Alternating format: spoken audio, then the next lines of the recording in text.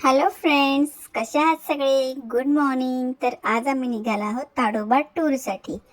काकाने खूप आधीच बुकिंग केली होती, पण अचानक आमच्या घराचं काम काढलं, त्यामुळे वेळच मिळाला नाही शॉपिंगसाठी.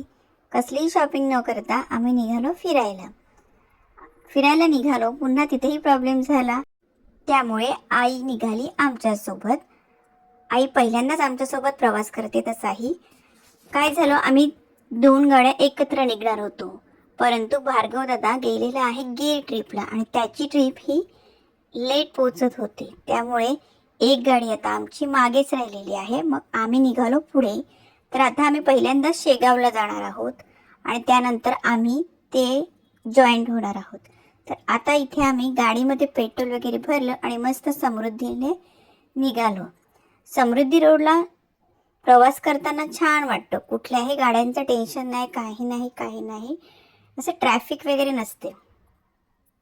हा सगळ्यात मोठा टनेल आहे समृद्धीमधला. हे टनेल पास करत करत करत मस्त आमचा प्रवास चालू होता. खूप मजा वाटत होती ह्या टनेलमधून जात असताना. सोबतच आमच्या सूर्य देखील प्रवास करत होता. हे उंचच्या उंच पवनचक्की दिसत होते. असं रस्त्याला एक एक नवीन वस्तू बघायला मिळत होत्या, शिकायला मिळत होतं. इथे मध्येच कंटाळा आला की आम्ही आमच्या गेम्स ओपन करून खेळत बसायचो, जेणेकरून आमचा वेळ जाईल.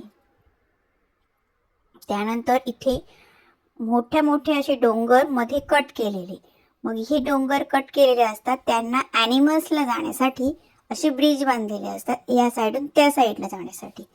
त्यानंतर मध्येच आम्ही उतरलो इथे नाश्त्यासाठी. समृद्धीवर नाश्त्याचे थोडे खूप हालच होतात. चांगला टेस्टी असं जेवण नाश्ता काही मिळत नाही. नाश्ता केल्यानंतर आम्ही पुढच्या प्रवासाला लागलो आणि त्यानंतर आम्हाला शेगावला 2 वाजेपर्यंत आम्ही पोहोचलो. शेगावला पोहोचल्यानंतर तिथे आनंद सागर अजूनही ओपन झालेलं नाही हे समजलं. आनंद सागर हे बघण्यासाठी खूप छान आहे, पण ते बंद आहे म्हणतात. तिथे फक्त काही मंदिरच आहे, त्यामुळे आम्हाला काही गार्डन वगैरे बघायला भेटणार नाही, त्यामुळे आमचा थोडा मूड ऑफ झाला. इथे वाहन पार्किंग खूप छान होती. म्हणजे इथे लिहिलेलं होतं किती कार आतमध्ये जाऊ शकतात आणि किती कार ऑलरेडी आतमध्ये पार्क झालेल्या आहेत, असं सगळी माहिती या इंडिकेटरवर दिलेली होती. त्यामुळे सोयीस्कर वाहन पार्किंग करायला होत होतं. पण नंतर आम्ही विचार केला की आतमध्ये जर मंदिरात गर्दी असेल तर मग भूक लागेल, मग दर्शनात व्यवस्थित असं लक्ष लागणार नाही. मग आम्ही आधी केला फोटोबा, आधी पेटपूजा केली, म्हणजे आमचं लक्ष विचलित नको व्हायला आणि मंदिरात दर्शनही व्यवस्थित होऊन जाईल. मग आधी आम्ही जेवण केलं आणि ही आपली सगळ्यांचीच सवय, ती म्हणजे सोबत राजीने घेऊन आलो आम्ही. आणि मग त्यानंतर पुन्हा आम्ही दर्शनासाठी निघालो. पण दर्शनाला जाण्याआधी थोडं फ्रेश झालो कारण प्रवास झाला होता, दर्शन घ्यायचं होतं, म्हणून थोडं फ्रेश होऊन घेतलं सगळ्यांनी. इथे सुविधा सगळ्याही चांगल्याच आहेत. पप्पा हे पहिल्यांदाच आले होते, त्यामुळे पप्पांना असं वाटलं की इथून आपण बाहेर गेलो की आपल्याला मंदिर लगेच दिसेल आणि ती स्वच्छताही खूप. बाहेर गेलो तर आम्ही पुन्हा रोडवरच आलो. मग इथे असं छान टिक्का वगैरे लावून घेतला आणि मग पुन्हा पुढे थोडं चालत जायचंय आणि मग मंदिर लागतं.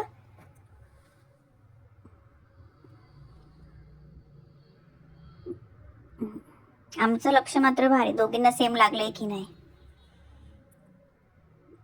आता आम्ही इथे मंदिराकडे खरं आलेलो आहोत. आतमध्ये प्रवेश केल्यावर तिथे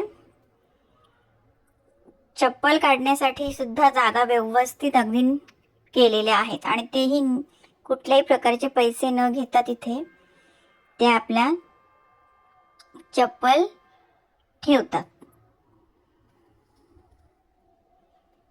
फक्त आल्यावर त्यांना आपला नंबर सांगायचा. तिथेही अगदी क्लीन आहे. म्हणजे इथे बघू शकता ते मशीनने सुद्धा लगेच क्लीन करून घेतात. इथे आता मंदिराची लाईन लागलेली आहे, पण मंदिराच्या लाईन जेव्हा दर्शनासाठी आपण जातो ते लाईनमध्ये असं कंटाळा नाही येत, कारण वरून मंदिराचा हा पोर्शन आपल्याला दिसतो.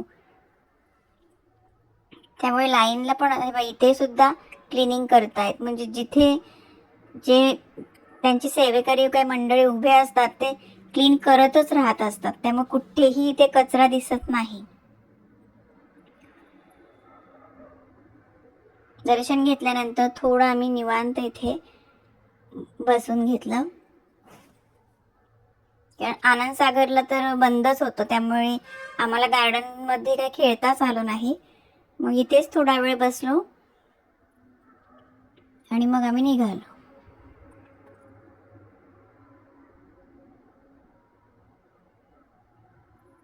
बघा आताही तिथे त्या माणसांच्या हातामध्ये झाडू आहे, कचरा काढतास.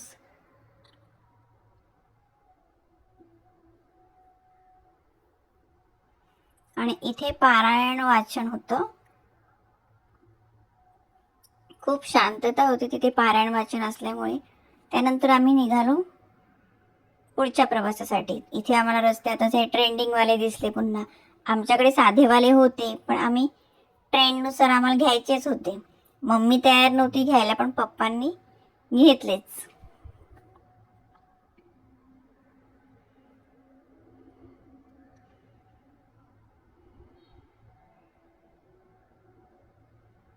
आत्ता समाधान झालं.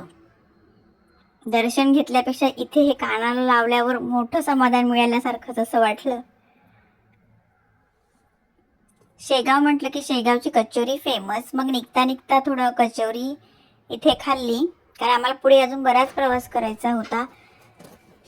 9 ते 9:30 वाजणार होते पुढच्या प्रवासाला, त्यामुळे आम्ही इथे मस्त गरमागरम कचोरी आणि चहा घेऊन पुढच्या प्रवासाला लागलो.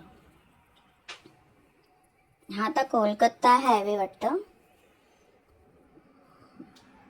सगळे रस्तेही खूप चांगले होते, कुठेही ट्रॅफिक नव्हती, खड्डे वगैरे असे लागले नाही. सगळ्या हायवेनेच रस्ता होता, त्यामुळे प्रवास आमचा हा खूप छान झाला. मग त्यानंतर आम्ही त्या हॉटेलवर पोहोचलो. आधी चाललेलं आमचं शेगावलाच थांबायचं, पण आम्ही पुढचा प्लॅन केला की नको, मग पुढे आपल्याला उशीर होईल म्हणून मग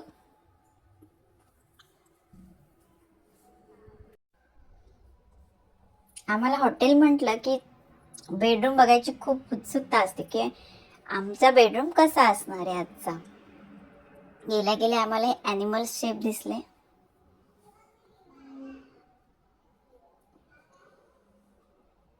बेडरूम बघणार आम्ही पहिले, आणि मग आम्ही खूप हॅप्पी होतो. आज हा बेडरूम फिरायला गेलो की उद्या तो बेडरूम, असे वेगवेगळे बेडरूम्स भेटतात.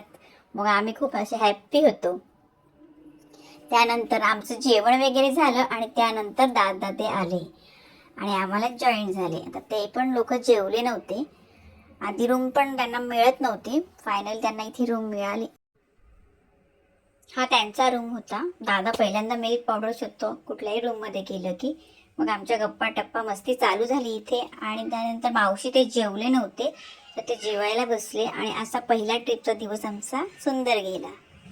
गजानन महाराजांचे दर्शन छान झाले, परंतु आनंदसागर हे बघता आले नाही आम्हाला, कारण ते सध्या बंद आहे. लवकरच चालू करणार आहेत ते बघण्यासाठी. तर भेटूयात पुढच्या व्लॉगमध्ये. तोपर्यंत बाय.